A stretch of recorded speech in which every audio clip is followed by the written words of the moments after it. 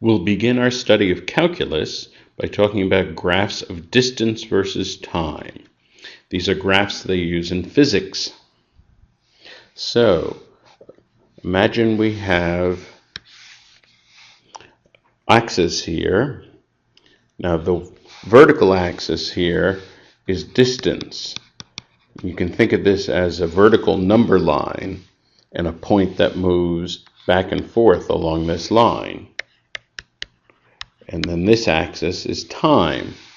So as, say, a bug or a dot moves back and forth along this distance axis, as time goes on, it would trace out a shape. So a couple things to notice. First of all, let's just look at straight line graphs on this. Suppose I have a graph like this.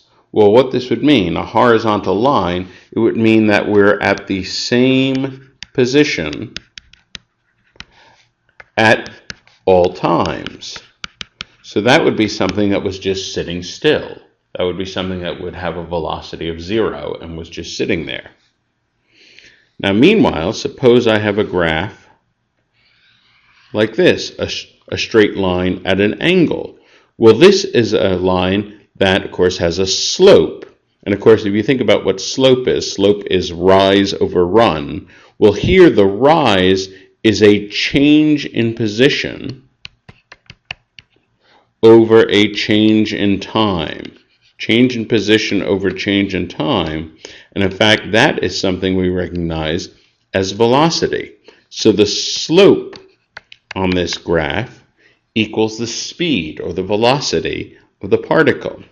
Now that's very interesting.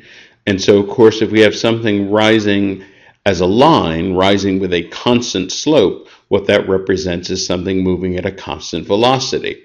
And of course, it makes sense if we go back to think about this one, the horizontal line, which has 0 slope, has 0 velocity. So in the next video, we will talk about what happens when slope changes.